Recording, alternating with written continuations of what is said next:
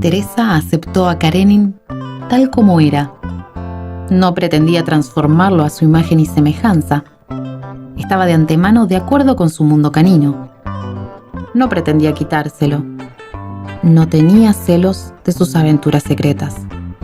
No lo educó porque quisiera transformarlo, como quiere el hombre transformar a su mujer y la mujer a su hombre, sino para enseñarle un idioma elemental que hiciera posible la comprensión y la vida en común. De la insoportable levedad del ser, de Milan Kundera.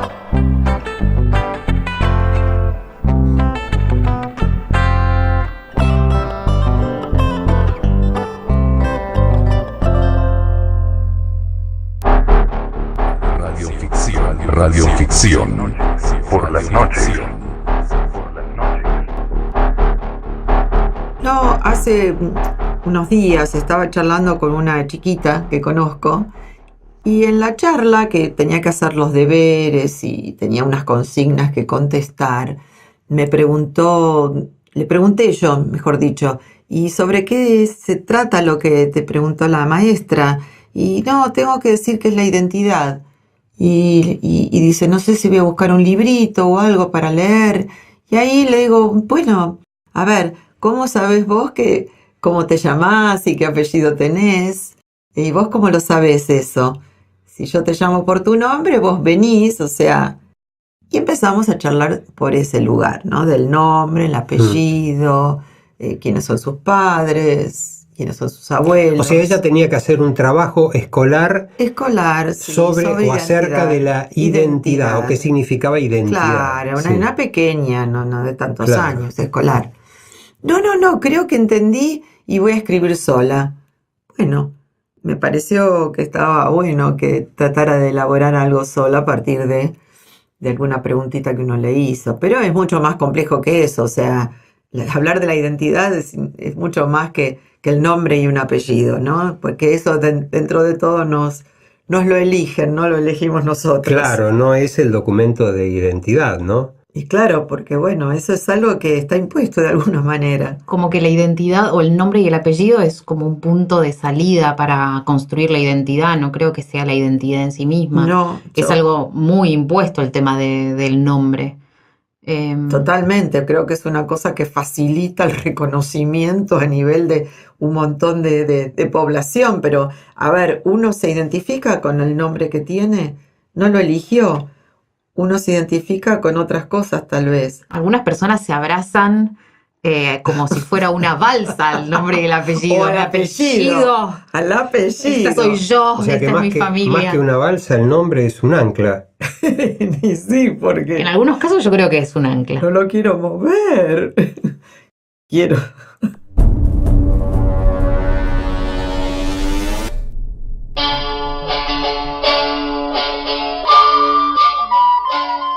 Agilulfo, monarca de los longobardos, estableció en Paria, ciudad de Lombardía, la base de su soberanía.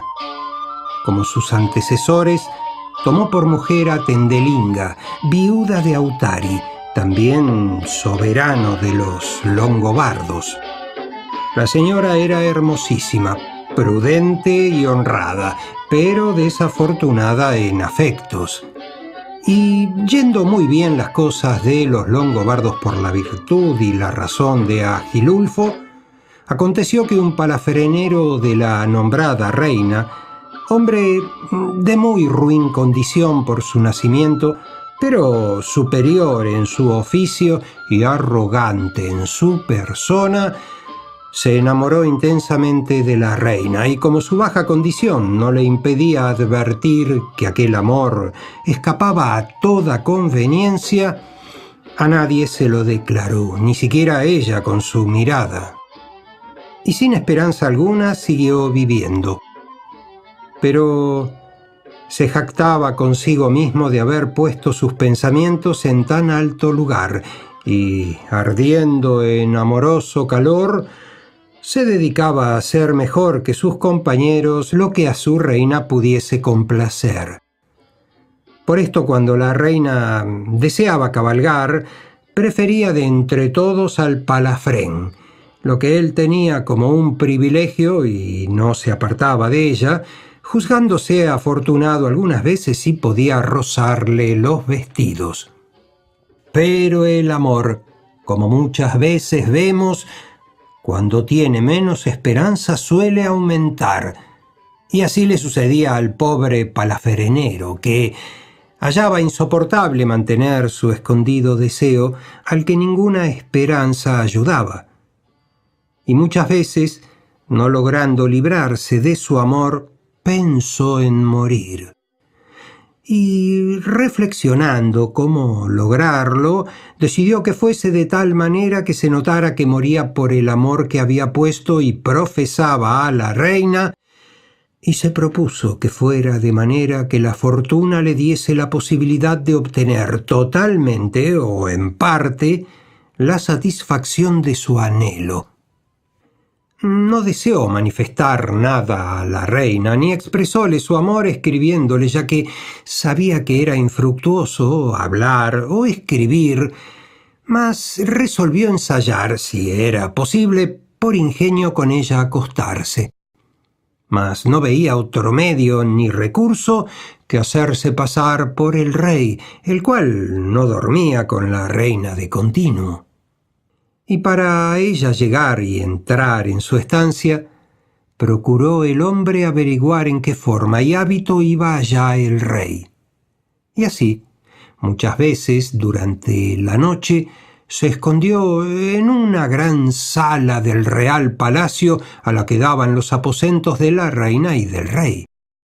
Y una noche vio a Agilulfo salir de su cámara envuelto en un gran manto, en una mano una antorcha encendida y en la otra una varita, y en llegando a la puerta de la reina sin nada decir, golpeó la madera con la vara una vez o dos, y abrióse la puerta y quitáronle la antorcha de la mano. Y esto visto y vuelto a ver, pensó el palafrenero que él debía hacer otro tanto, y mandó que le aderezasen un manto semejante al del rey, y provisto de una antorcha y una vara, una noche, tras lavarse bien en un baño para que la reina no advirtiese el olor del estiércol y con él el engaño, en la sala, como solía, se escondió. Y notando que ya todos dormían, pensó que era momento de conseguir su deseo, con alta razón, la muerte que arrostraba, y haciendo con la yesca y eslabón que llevaba encima un poco de fuego, encendió la luz y envuelto en el manto se acercó al umbral y 2 veces llamó con la vara. Abrió la puerta una soñolienta camarera que le retiró y apartó la luz, y él, sin decir nada, traspasó la cortina, quitóse la capa y acostóse donde la reina dormía.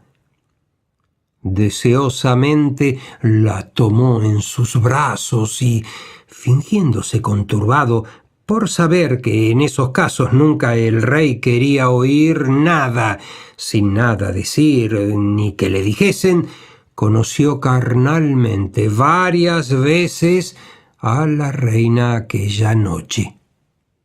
Apesadumbrábale partir, pero, comprendiendo que el mucho retardarse podía volverse en tristeza el deleite obtenido, se levantó, púsose el manto, empuñó la luz y sin nada hablar se fue y volvióse a su lecho tan presto como pudo.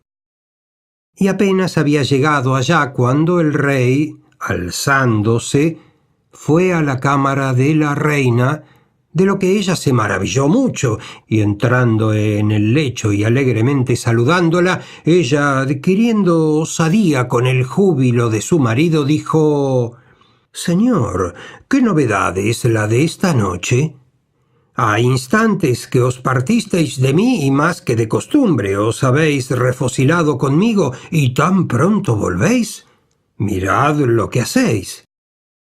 Al oír tales palabras, el rey presumió que la reina había sido engañada por alguna similitud de persona y costumbres, pero, como discreto, en el acto pensó que, pues la reina no lo había advertido ni nadie más, valía más no hacérselo comprender, lo que muchos necios no hubiesen hecho, sino que habrían dicho: «Yo no fui, ¿quién fue? ¿Cómo se fue y cómo vino?», de lo que habrían difamado muchas cosas con las cuales hubiera a la inocente mujer contristado y aún quizás héchole venir en deseo el volver a desear lo que ya había sentido. Y lo que, callándolo, ninguna afrenta le podía inferir, hubiera de hablar, causándole vituperio. Y así el rey respondió, más turbado en su ánimo que en su semblante y palabras: «¿No os parezco, mujer, hombre capaz de estar una vez acá y tornar luego?» «Sí, mi señor, pero con todo ruégoos que miréis por vuestra salud». Entonces dijo el rey: «A mí me place seguir vuestro consejo, y por tanto, sin más molestia daros, me vuelvo». Y con el ánimo lleno de ira y de mal talante por lo que ya sabía que le habían hecho, tomó su manto, salió de la estancia y resolvió con sigilo encontrar al que tan feo recado le hiciera, imaginando que debía ser alguien de la casa y que no había podido salir de ella. Y así, encendiendo una lucecita en una linternilla, se fue a una muy larga casa que había en su palacio sobre las cuadras y en las que dormían casi todos sus sirvientes en distintos lechos. Y, estimando que al que hubiese hecho lo que la mujer decía no le habría aún cesado la agitación de pulso y corazón por el reciente afán, con cautelosos pasos y comenzando por uno de los principales de la casa, a todos les fue tocando el pecho para saber si les latía el corazón con fuerza. Los demás dormían, pero no el que había yacido con la reina, por lo cual, viendo venir al rey e imaginando lo que buscaba, comenzó a temer mucho, en términos que a los pálpitos anteriores de su corazón se agregaron más, por albergar la firme creencia de que si el rey algo notaba, le haría morir. Varias cosas se le bulleron en el pensamiento, pero, observando que el rey iba sin armas, resolvió fingir que dormía y esperar lo que aconteciese. Y habiendo dado el rey muchas vueltas sin que le pareciese encontrar al culpable, llegóse al palafrenero y, observando cuán fuerte le latía el corazón, se dijo: «Este es». Pero, como no quería que nadie se percatase de lo que pensaba hacer, se contentó, usando unas tijeras que llevaba, con tonsurar al hombre parte de los cabellos, que entonces se llevaban muy largos, a fin de poderle reconocer al siguiente día, y esto hecho, volvióse a su cámara. El hombre, que todo lo había sentido y era malicioso, comprendió por qué le habían señalado así, y sin esperar a más, se levantó y, buscando un par de tijeras que había en el establo para el servicio de los cabellos, a todos los que allí yacían, andando sin ruido, les cortó parte del cabello por encima de la oreja y, sin ser sentido, se volvió a dormir. El rey, al levantarse por la mañana, mandó que antes de que las puertas del palacio se abriesen, se le presentase toda la servidumbre. Y así se hizo. Y estando todos ante él con la cabeza descubierta y viendo a casi todos con el cabello de análogo modo cortado, se maravilló y dijo para sí: «El que ando buscando aunque sea de baja condición, muestra da de tener mucho sentido. Y, reconociendo que no podía, sin escándalo, descubrir al que buscaba y no queriendo por pequeña venganza sufrir gran afrenta, resolvió con cortas palabras hacerle saber que él había reparado en las cosas ocurridas y vuelto a todos dijo: «Quien lo hizo no lo haga más, e id con Dios». Otro les habría hecho interrogar, atormentarlos, examinarlos e insistirlos, y así habría descubierto lo que todos deben ocultar, y al descubrirlo, aunque tomase entera venganza, habría aumentado su afrenta y empeñado la honestidad de su mujer.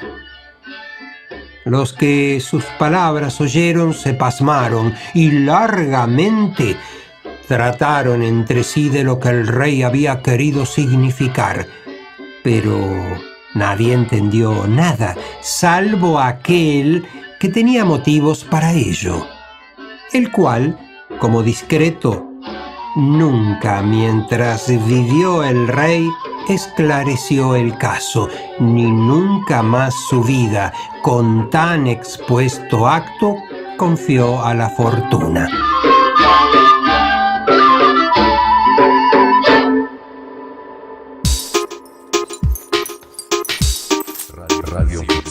Radioficción. Por las noches.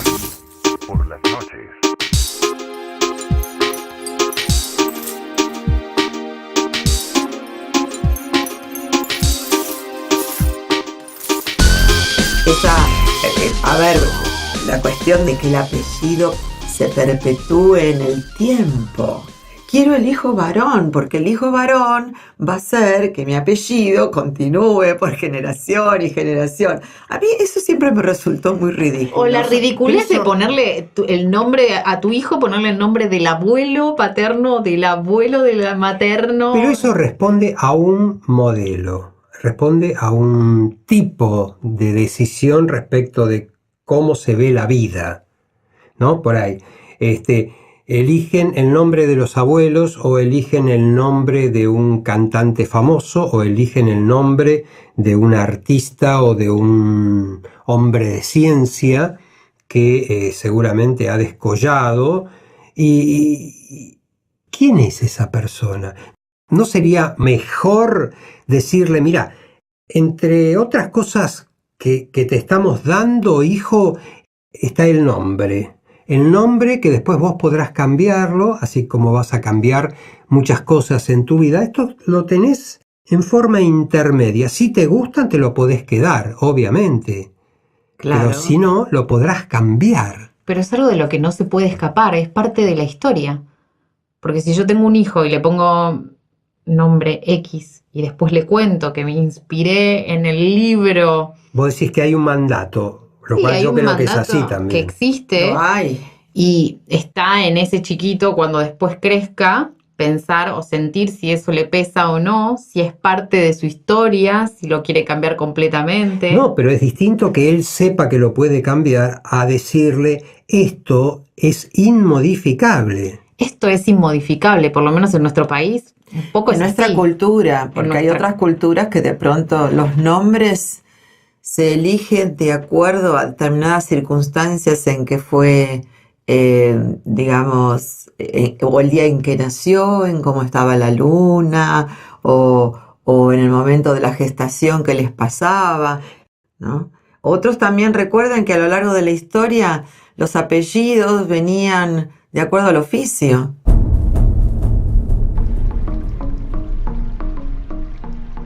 Buenos días, Boris Alexeyevich. Buenos días. Inesperadamente las circunstancias han cambiado de tal manera que parece que nos iremos hoy. No es muy probable que volvamos a vernos. Es una lástima. Son raras las ocasiones que tengo de conocer muchachas jóvenes e interesantes. Yo lo he olvidado y no puedo imaginarme con claridad cómo sienten las de 18 19 años. Por eso en mis novelas y cuentos las jóvenes son generalmente falsas. Hubiera querido estar en su lugar, aunque solo fuera 1 hora, para saber cómo piensa y, en fin, qué personita es usted. Y yo quisiera estar en su lugar. ¿Para qué? Para saber cómo se siente un famoso escritor de talento. ¿Qué sensación da la celebridad? ¿Cómo siente usted el hecho de ser célebre? ¿Cómo? Probablemente de ninguna manera. Nunca he pensado en eso. Una de dos. O usted exagera mi celebridad, o esta no me produce ninguna sensación. ¿Y cuando lee cosas sobre usted en los diarios? Si son elogiosas es agradable, y si atacan lo ponen a uno de mal humor por un par de días. ¡Qué mundo maravilloso! Si supiera cómo le envidio. El destino de los seres es tan diferente. Algunos arrastran a duras penas sus existencias aburridas e insignificantes, todos parecidos los unos a los otros, todos infelices. En cambio a otros, usted por ejemplo, 1 entre 1.000.000. Les toca en suerte una vida interesante, luminosa, llena de sentido. Usted es feliz. ¿Yo?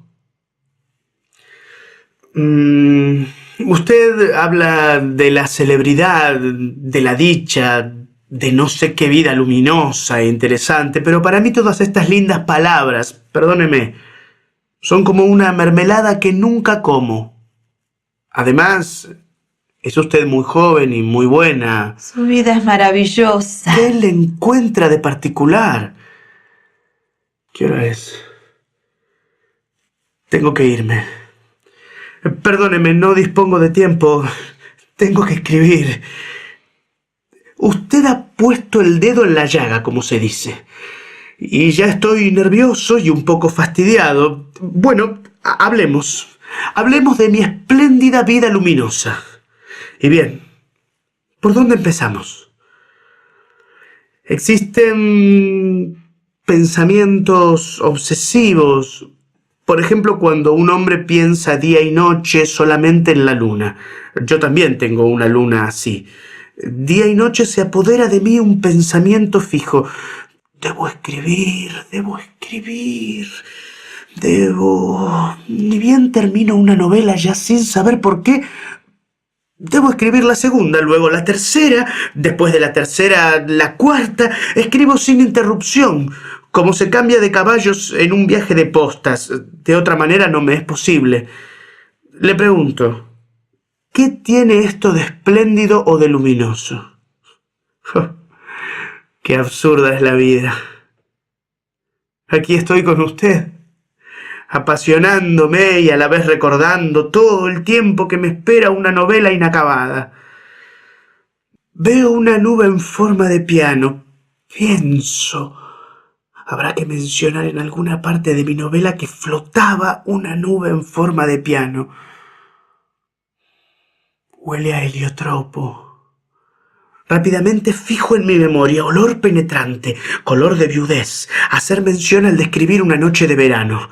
Tomo cada frase, cada palabra, suya o mía, y me apresuro a encerrar esas frases y esas palabras en mi depósito literario. A lo mejor me serán útiles. Cuando termino mi tarea, corro al teatro o a pescar. Ha llegado el momento de descansar, pero no. Enseguida empieza a dar vueltas en mi cabeza algo pesado, denso, como un proyectil de hierro. Es un nuevo argumento y me arrastra hacia la mesa. Hay que apresurarse nuevamente, escribir, y así siempre y siempre. No me doy tregua.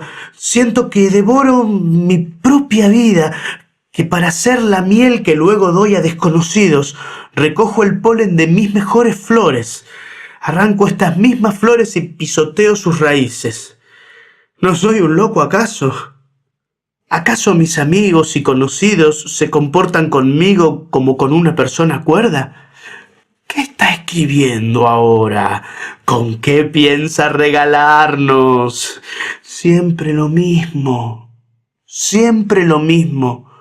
Se me ocurre que las atenciones de los desconocidos, sus elogios, su admiración, no es más que un engaño, que me engañan como a un enfermo y temo que de un momento a otro se me acerquen sigilosamente por detrás, se apoderen de mí y me lleven como a Poprishkin al manicomio. En cuanto a mis años de juventud, mis mejores años, cuando apenas empezaba, el hecho de escribir era una tortura permanente. Un pequeño escritor, sobre todo si no tiene suerte, se considera torpe, sin gracia, de más. Sus nervios están tensos, desgastados, ronda irresistiblemente alrededor de gente vinculada con la literatura y las artes, sin ser reconocido ni notado, temeroso de mirar abierta y valientemente a los ojos, como un jugador apasionado sin dinero. No veía a mis lectores, pero en mi imaginación no sé por qué se me antojaban poco amistosos, desconfiados. Temía al público, me inspiraba pavor. Cuando me estrenaban una obra imaginaba que los morenos me eran hostiles y los rubios indiferentes. ¡Qué horrible era! ¡Qué martirio fue todo eso! Pero, permítame, ¿acaso la inspiración y el proceso mismo de crear no le proporcionan minutos felices, elevados? Sí, escribir es agradable, corregir las pruebas también es agradable, pero en cuanto algo aparece ya no lo soporto. Veo que no era eso, que fue un error, que no debía haberlo escrito y me siento fastidiado y deprimido. El público lee. Sí, bonito, talentoso. Bonito, pero al lado de Tolstoy. O un libro excelente, pero Padres e hijos de Turgenev es mejor. Y así hasta la tumba no será más que bonito y talentoso. Bonito y talentoso. Nada más. Y cuando me muera, los amigos que pasen cerca de mi tumba dirán: aquí yace Trigorin. Fue un buen escritor, pero Turgenev escribió mejor. Perdóneme, me niego a entenderlo. El éxito lo ha echado a perder, simplemente. ¿Qué éxito? Nunca me he gustado a mí mismo. No me quiero como escritor. Lo peor del caso es que vivo en una especie de niebla y a menudo no comprendo lo que escribo. Amo estas aguas, los árboles, el cielo. Siento la naturaleza. Despierta en mí la pasión, el deseo irresistible de escribir. Pero no soy únicamente un paisajista. Soy además un ciudadano. Amo a la patria, al pueblo. Siento que, si soy un escritor, tengo la obligación de hablar del pueblo, de sus sufrimientos, de su porvenir, hablar de la ciencia, de los derechos del hombre, etcétera, etcétera. Y hablo de todo, me apresuro, me asusan de todas partes, se enojan, y yo corro de un lado para otro como un zorro acosado por los perros. Veo que la vida y la ciencia se alejan más y más hacia adelante, mientras que yo quedo atrás, como el mújic que perdió el tren. Y al fin siento que solo puedo describir paisajes, y que en todo el resto soy falso. Falso hasta la médula, hasta los huesos. Trabaja demasiado y no tiene tiempo ni voluntad de reconocer su propio valor.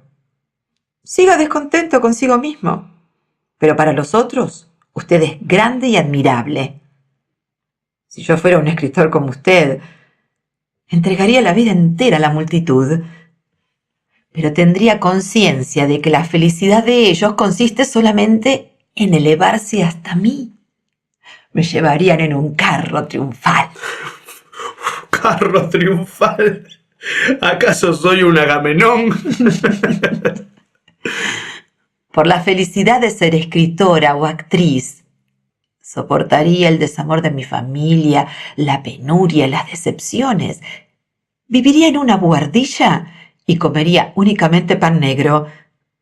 Sufriría con gusto el descontento de mí misma, la conciencia de mis imperfecciones, pero en pago de eso exigiría la gloria, una gloria verdadera, resonante. ¡Ay!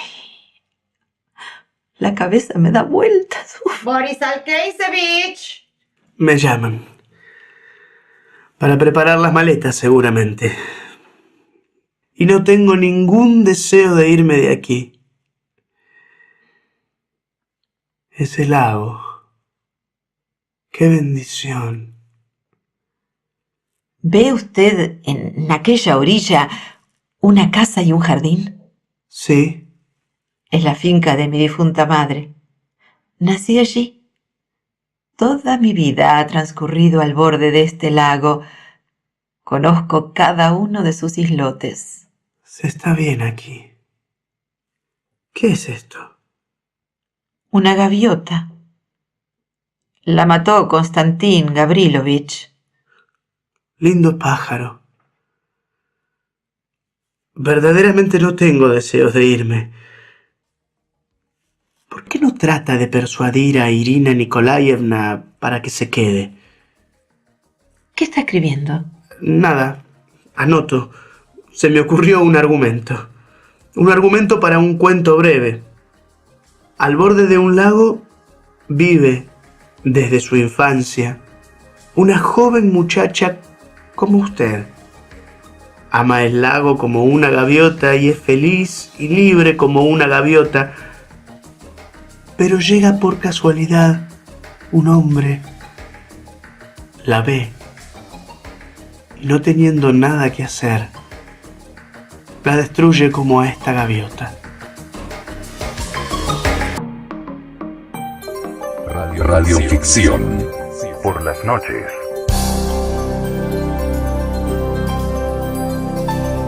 Es cierto, de acuerdo al oficio.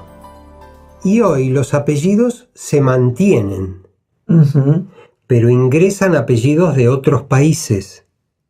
También. Que a su vez, así como en algún momento, hoy quizá no tanto, pero en otra época, los errores de inscripción generaron situaciones a veces complicadas desde el punto de vista legal, en cuanto a todo lo que tiene que ver con herencias o todo lo que tiene que ver con administración, con burocracia, con paternidad, etcétera, etcétera. Hoy quizá esté todo manejado de otra forma, pero la carga continúa. Sí, claro que continúa. Y estos cambios de apellidos, que a veces era una letra, Claro. un acento, unificar un Di, por ejemplo, Di Carly, y unirlo y poner todo Di Carly junto, porque Claro. el Di en realidad Claro. es el D, Es el D. es como el Mac para los escoceses era el hijo de fulano, que en realidad no era un nombre. Y que tenía un sentido cuando existían las tribus, Los clanes. existían los grupos que de alguna manera debían identificarse, porque tenían leyes propias, tenían culturas propias, tenían principios que contrastaban con los de otro grupo, tribu Claro, o en clan. el caso de los clanes, incluso en la Claro. vestimenta, los colores Totalmente. que representaban tenían que ver Total. con Y tener un pertenecer a un grupo. Exacto, Claro. tener un clan era pertenecer, era sobrevivir, era tener que regirse por esas leyes, pero también era estar en un lugar protegido dentro de algo, era como una forma de existir, ¿no?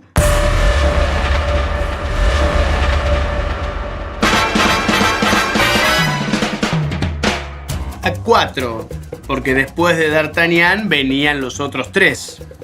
Estos 4 patoteros del siglo XVII, digo, andaban de milonga en milonga y por un quítame allá esas pajas sacaban las tizonas. tizonas, digo, no tisanas, que la abuela Elisa preparaba inundando con olores los vetustos corredores. Siempre te recordaré, abuela. Permaneces eterna en el recuerdo de tus nietos y amigos, proveedores, clientes y demás deudos. Prosigo. La emprendían a espadazos con cuanto buhonero, taur, gentilhombre, buen hombre, viandante, delfín, cardenal, vizconde y tabernero se les cruzase por la floresta. Y justamente una noche de abril, que es el mes más cruel, en que cabalgaban por la floresta de Sherwood, divisaron una lucecita en la lejanía. ¡Al abordaje, mis cachorros!, gritó D'Artagnan. ¡Grande, D'Arta! Gritaron los otros tres. Y los 4 jinetes del apocalipsis corrieron en pos, lo corrieron de atrás de la lucecita macilenta. Llegado que hubieron al salón, abrieron las puertas batientes a todo tambor con los tacos puntudos de sus botas altas de maricones e irrumpieron en el local de diversiones como marineros o como vulgares o procaces muchachones que no respetan nada. Sentáronse en una de las mesitas redondas del rey Arturo y pidieron tequila con voces estentorias. Estaban campaneando las minas cuando D'Artagnan le dijo a Porthos: «Yo hago rostro, fíjate si miran». ¿A quién se dirigían las miradas oblicuas y silentes de estos 4 personajes? Se preguntará el lector, y hace bien en preguntárselo, qué joder. Pues el objeto de las miradas era nada más y nada menos que una mujer alta, toda llena de murmullos, de perfumes y de música de alas. Era Melpómene. Yo voy y le toco el culo, dijo Aramis.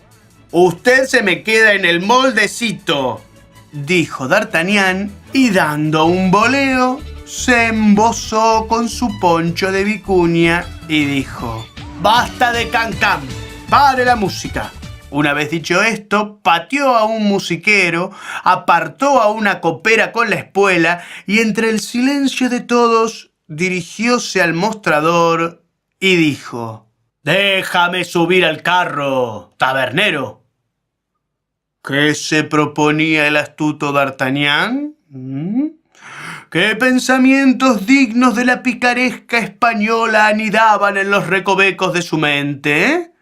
Pues nada más y nada menos que llamar la atención de la impoluta Melpómene.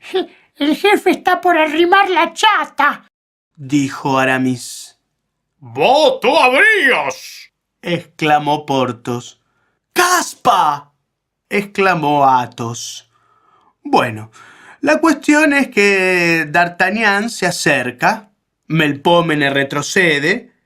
D'Artagnan dice: «La invito con una Bills, una Pomona, una Malta Palermo, un Amaro Montecudine, un Girolamo Pagliano, una emulsión de Scott, un Tisal, una Cirulaxia, lo que usted quiera». Melpómene responde: «El puñal de Clitemnestra». D'Artagnan arguye: «Sentémonos». Melpómene dice: «No». D'Artagnan dice: «Pero, ¿qué te cuesta? Dale, que están mirando los muchachos». «Apuesto a que te llamas Melpómene».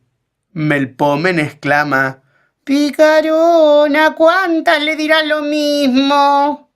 D'Artagnan pone cara de canchero. Los 3 mosqueteros se codean entre ellos, y en eso, a caballo, a todo galope entra Tom Mix. Tom Mix baja del caballo, ata las riendas en el pórtico de Melpómene, se acerca al mostrador, pide un vaso de leche.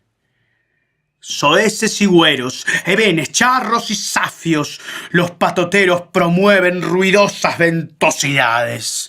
Sonoros eructos lanzan denuestos oprobiosos, cantan ominosos cánticos, proclaman impúdicas diatribas, se señalan las partes pudendas, entonan estribillos patibularios, prostibularios, gritan iniquidades, además lo putean. Melpomene está como petrificada. Tom Mix no se inmuta. ¿Y si en tu ruta tocas Calcuta? Gritan los mosqueteros con sus risas de chacales. Chacales que el mismo chacal despreciaría. Del caballo de Tom Mix comienza a caer una suave bosta, como una miel delgada. Los mosqueteros la recogen, se la arrojan a Tom Mix. Tom Mix no se inmuta. Mira a través del espejo del salón. Sus labios son fríos, sus ojos acerados, su mandíbula voluntariosa, su cabello castaño, su nariz de dorso recto, base horizontal. Tom Mix tiene aproximadamente 29 años, es de regular estatura y grosor, y de pronto, lentamente contra él ceñida toda, va llevando la mano al cabo de su pistola. Comienza a recitar: Melpomene, la musa de la tragedia viene. Melpomene, tiemblan tus senos. Cuenta por qué tiemblan tus senos y aduérmeme sobre ellos como a los niños buenos. Y ahí nomás se da vuelta y saca no solo una, sino las dos pistolas, y hace sonar como arpa vieja a D'Artagnan y a los 3 mosqueteros. Genial. Todos los muertos tienen su merecido. Melpomene grita: ¡Eres tú! ¡Eres tú! Tom Mix la sube al caballo y parte raudamente hacia Oklahoma. En la niebla borrosa del amanecer, alguien canta: Oh, Melpomene, oh, tell me to ford me.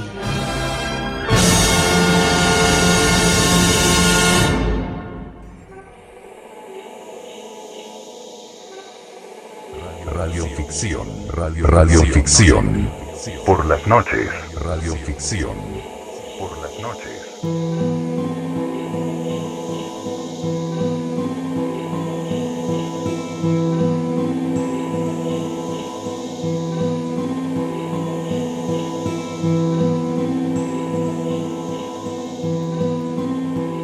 ¿Y vos qué querés decir? ¿Que ahora estamos en una anarquía? Ahora creo que existimos más allá de nuestros clanes, más allá del apellido de nuestros padres, como si estuviéramos en una era en la que podemos hacernos a nosotros mismos como querramos, romper eso que se cristaliza y volver a inventarnos. Hay como muchas formas, creo que las redes y esto nos da la posibilidad de romper con lo que éramos y ser una imagen nueva hacia la sociedad. Y además al estar tan mezclados y al ser tantas personas, es como que se desdibuja un poco el nombre, me parece. De hecho, en las redes mucha gente no pone su nombre real, pone un nombre de ficción, aquel que se inventó, aquel que siente que con eso se identifica en la red. Otros ponemos nuestro nombre y apellido, el mismo que utilizamos en la vida, pero hay muchos casos en que son nombres, digamos, de ficción. Y bueno, sería lindo llegar a una edad, así como nos permiten manejar a determinada edad, votar a determinada edad, contraer matrimonio, aquellos que lo desean hacer a determinada edad sin permiso de los padres. Tener la posibilidad de hacer un cambio que realmente, de un nombre que realmente sintamos que eso nos representa, eso es lo que somos. Y a lo mejor no es un nombre y un apellido, es un solo nombre, es algo que inventamos.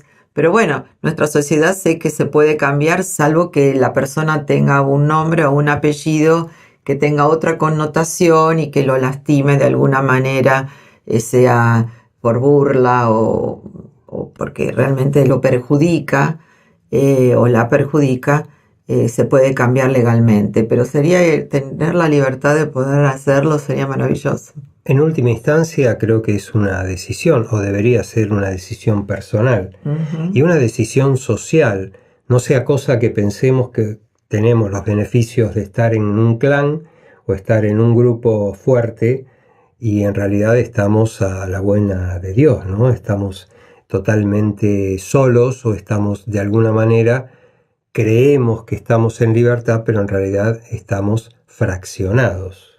Yo siento que el nombre es como si se le carga mucha información al nombre. Digamos, qué hizo, qué no hizo, dónde estuvo, si terminó tal cosa, si es licenciado, si es doctor, si es asesino. Sí, pero hoy el nombre, claro. O sea, al final te pueden cargar todo como un prontuario, es como que estamos clasificados a través del nombre. Y si nosotros queremos hacer un cambio en nuestra vida, pero tenemos un nombre y un apellido que está cargado, por decirlo de alguna forma, ¿cómo volvemos a empezar? Bueno, precisamente el nombre dentro de algún tiempo va a ser algo sin importancia. Si se te va a poder identificar de otra forma, que no sea por el nombre o por las huellas digitales, por el ADN tal vez, o por lo que sea, el nombre va a ser casi como algo anecdótico, como algo risueño. Elegiremos un nombre para compartir, así como ahora tenemos un apodo. Es interesante, los apodos claro, que vienen a sustituir o a simplificar, nombres, que sí. Se llama fulano de tal, pero le dicen al negro, le dicen... Claro, no sé, y los apodos Pichi, en general... Loli... Claro, y los apodos no son largos. No, son breves y son una palabra generalmente. Una palabra. Una palabrita. O, y esa palabrita, un artículo antes. Sí, y se comparte solo entre las personas que uno desea. Tal cual. Con la gente con la que uno se identifica, como si uno pudiera formar su propio clan sin pertenecer a la sangre, ¿no? Sin compartir la sangre, vos tenés tus propios clanes. Esas personas que... Y que te identifican, porque si vos perteneces a esa gente que elegiste, es porque hay cosas en común que te llevan a estar con ellos y se vuelve otra vez a crear una identidad de ese grupo que no es cosanguíneo, pero que sí tiene más que ver tal vez con los verdaderos cómo intereses. Uno se ve a sí mismo, claro. Y cuán cómodo se ve con el otro en el sentido de la comodidad de poderse brindar tal como es. Claro, pero la autenticidad, más que comodidad. Comparten intereses comunes. Sí. Y también podés cambiar de intereses y tener varios al mismo tiempo. Y sumarte a varios clanes. Entonces, eso te abre el abanico. O podés hacer corte porque si yo ya no pertenezco a esto o esto ya no me gusta, no me identifica, y crear un nuevo clan sin necesidad de que siga la sangre pujando porque vos sos este. La verdad no es complicado.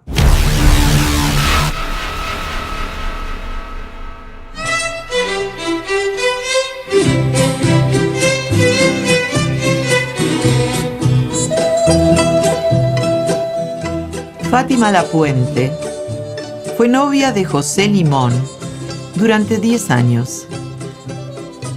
Desde antes de que él se lo pidiera, ella había comprometido su cuerpo lleno de luciérnagas con el hombre que se las había puesto en revuelo. Todo empezó la noche de una fiesta en el campo. Desde el final de la tarde, prendieron una fogata enorme en el centro de la casa. Uno de esos patios que tienen las casas de 4 lados, para abrir sobre ellos balcones y barandales ávidos de luz y temerosos del campo abierto. Alrededor de la lumbre se fueron sentando los invitados después de padecer una corrida de toros. José Limón tenía una guitarra. Empezó cantando la historia del jinete que vaga solo en busca de su amada, y nada más eso necesitó la tía Fátima para prendarse de él. Nunca le habían gustado los tipos alegres, así que aquel colmo de penas la fascinó. Estaba sentada enfrente de su voz y lo veía moverse tras la lumbre, brincando. Toda la vida quisiste, mi bien, con 2 barajas jugar, cantó. No puedes jugar con una, mi bien, y quieres jugar con 2. Coreó Fátima, y José dio la vuelta a la fogata para instalarse junto a ella. La fiesta era en un rancho al que una vez al año estaban invitados todos los amigos de la familia Limón, con todos sus hijos y, si era necesario, sus padres, a celebrar el cumpleaños del viejo abuelo, que era un hombre de pistola y memoria precisas. Junto con su nieto José, era el único habitante del único rancho que la revolución reciente le dejó a su familia. Ese día, el viejo y el nieto arreglaban camas en todos los cuartos y hasta en el establo dormían los más jóvenes, mezclados con los más borrachos. La comida se ponía en el patio y los invitados comían con los dedos, arrancando la barbacoa de los animales que exhibían su muerte, guisada entre pencas de magüey bajo la tierra. También había mole y chiles rellenos, nopales con cebollas, salsas de colores, pulque o curado de piña y apio. Las viejas hermanas Limón pasaban varios días haciendo galletitas de Santa Clara, turrón y dulce de leche, para quitar el sabor del chile y la sal antes de que la tarde, con peleas de gallos y corridas de toros, cayera eufórica y lenta entre sangre, tragos y maldiciones. Esa noche perdían los modales hasta los caballeros de Colón, y en el desbarajuste se llegaba a permitir que las mujeres amanecieran cantando con algún hombre sin que fuera preciso que se casaran al día siguiente. Por eso, José y Fátima pudieron ir a ver cómo paría una vaca que no respetó la noche de asueto. José y 3 peones jalaron al becerro ante el infranqueable horror que Fátima sentía en la garganta. Todavía estaba oscuro cuando salieron del establo rumbo a la casa. Las estrellas se apretujaban en el cielo y ella se acurrucó en el abrazo de ese hombre arisco que la madrugada había convertido en un refugio cálido y persuasivo. ¿Quién sabe cuál habrá sido su preciso encanto? La tía Fátima nunca pudo explicarlo con claridad, pero supo siempre que lo de sus luciérnagas no tenía remedio y que el vértigo que le provocaban valía la pena de ver cómo sus amigas se casaban una y otra, tenían hijos, cosían y usaban las camas de sus recámaras llenas de encajes y cojines, solo para intentar alguna vez el juego al que ella y Limón se entregaban muchas tardes en el catre desordenado que él tenía en la hacienda. «José Limón es incansable», le decía su madre todo el día. «Ya lo sé», contestaba ella todo el día. La gente decía que era terco y distante, ensimismado, iracundo, egoísta y soberbio.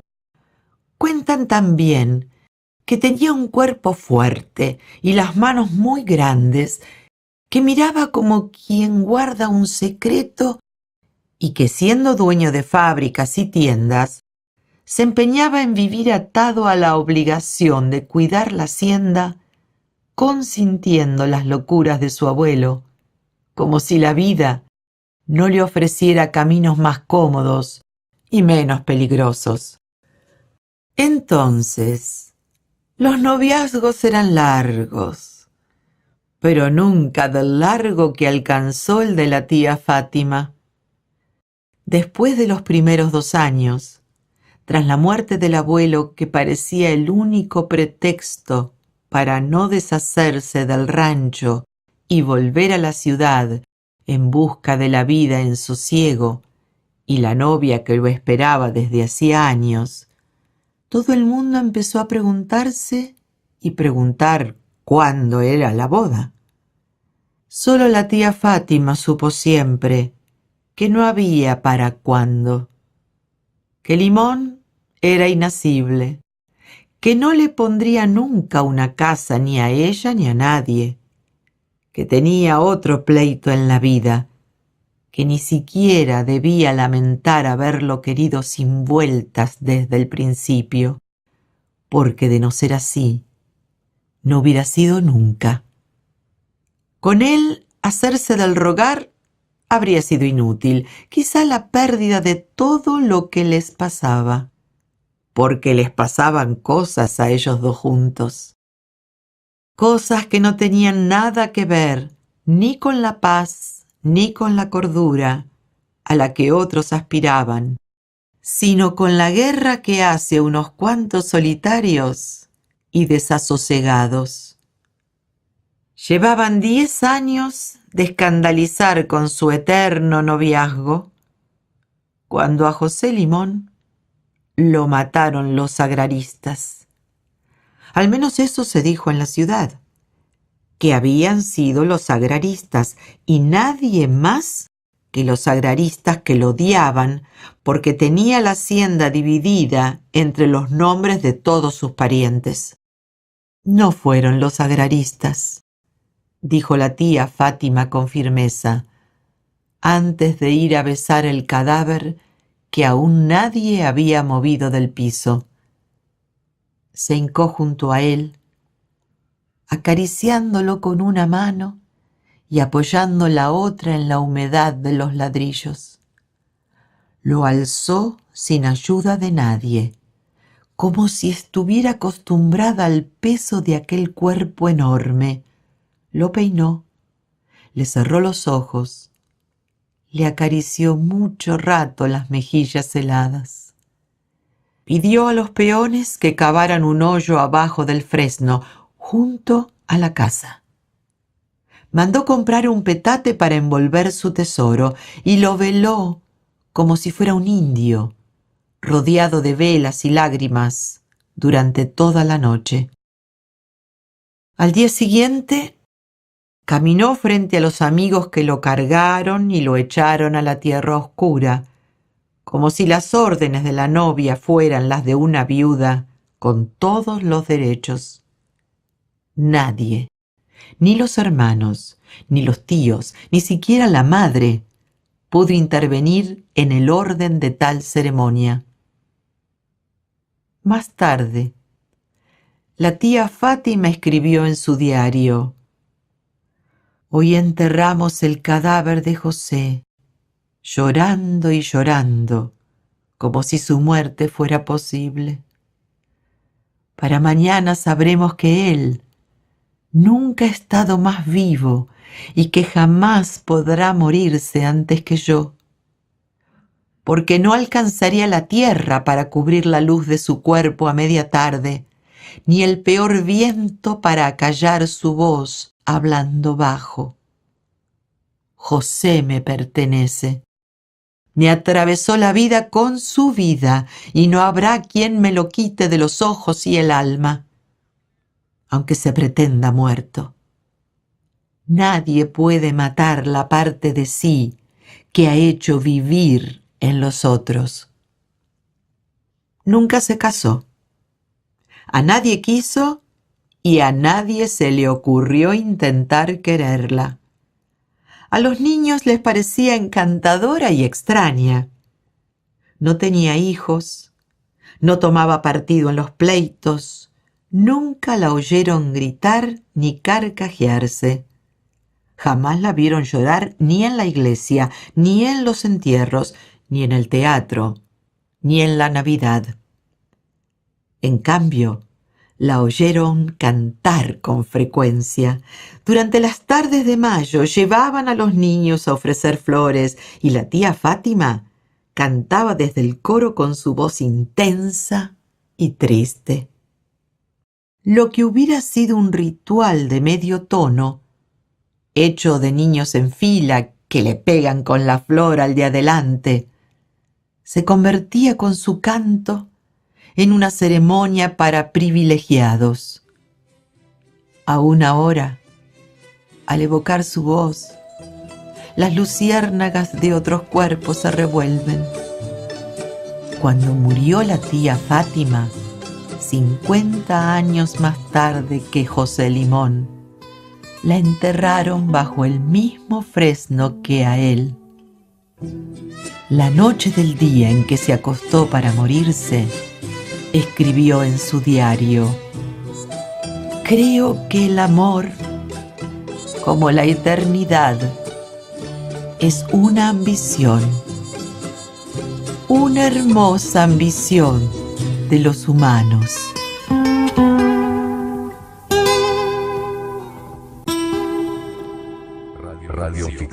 Radioficción. Por las noches. En el programa de hoy escuchamos El mechón de cabello, Giovanni Boccaccio. Voces, Enrique Di Masi. En el fragmento de teatro, La gaviota, Anton Chekhov. Voces, Dora Sajevicas, Paulo San Martín. Melpómene y los tres mosqueteros, Isidoro Blaisten. Voces, Paulo San Martín. Mujeres de ojos grandes, Ángeles Mastreta. Voces, Dora Sajevicas.